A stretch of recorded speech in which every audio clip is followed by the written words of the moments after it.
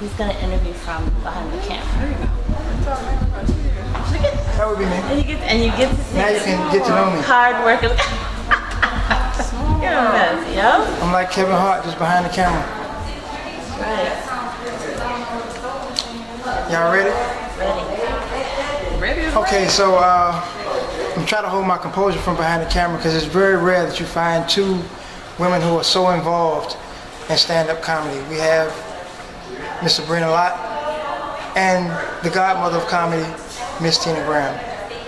We'll start with Miss Sabrina.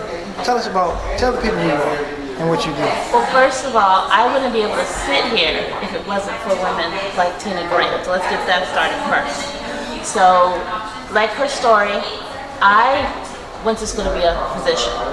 And I took my MCAT, did really well, and the same day I got a ticket to go to New York for a job that I wanted in entertainment. So I spoke to my parents. I knew they were going to say no, but I wanted their blessing. And they said, go.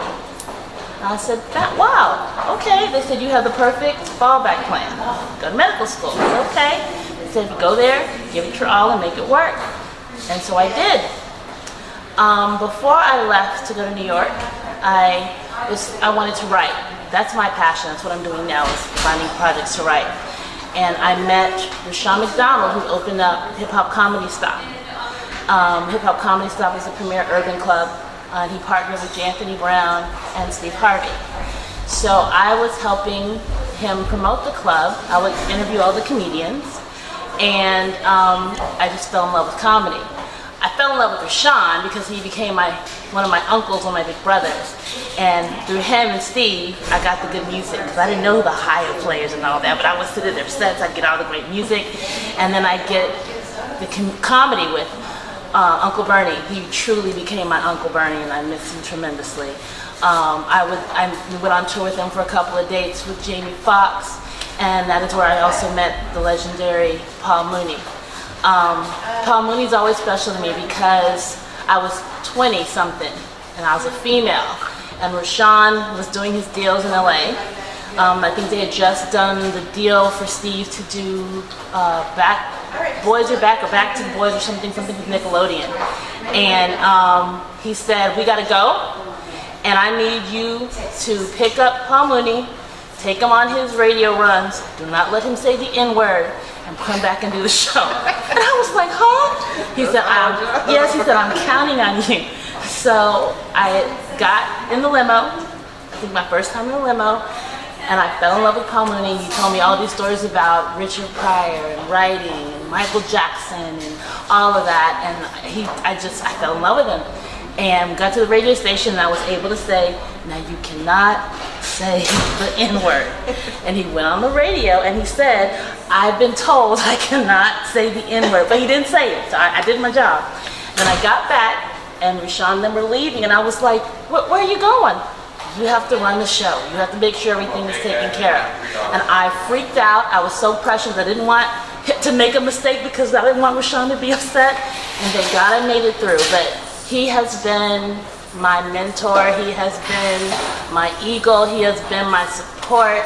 When he knew I wanted to write and he left for LA, he would send me scripts from the Tia and Tamara show, the Twin show. He'd send me scripts from Moesha to show me how to format, and even to this day.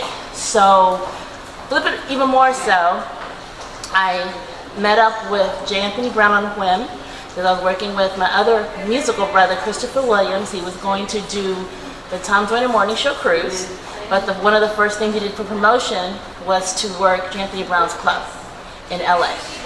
So Chris couldn't make it. I had the task of telling Jay that after he got a sold out show, Chris couldn't make it, and I thought he was gonna hate me. Instead, he called and said, I liked how you handled that. I want you to help manage it. And that's how I started working with J. Anthony Brown like for 5 years. And now I do some bookings and stuff with him, and he is an incredible teacher, an incredible friend. And I had to remind him, you knew me when I was in my 20s because you were with Rushion and Steve. So I have had some amazing doors open, some amazing shoulders to stand on. And again, comedy welcomed me in. Comedy chose me. I didn't choose comedy. And then I met a gentleman here named Aldi Freeman, and we became the best of partners and friends. He pulled me on radio, and a lady was coming here. He said, "You must meet her." And the her was Tina Graham. Now, before she came, I researched her, and I was like, oh my God, you didn't tell me that. So she has now become my sister. My big sister in comedy and production. Like, there's nothing she can't do. So whenever I have a clue, don't have a clue on something, I call her. Even on social media, she's always, I see her always pressing like and sharing my stuff.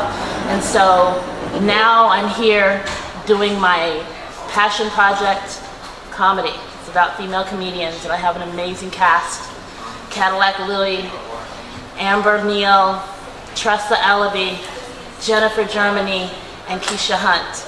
And you guys stay tuned, it's gonna be amazing. My first shooting, and look who I had on set. So that's been my journey, it's been nothing but blessings. So you're watching Behind the Jokes on UHN. Hey!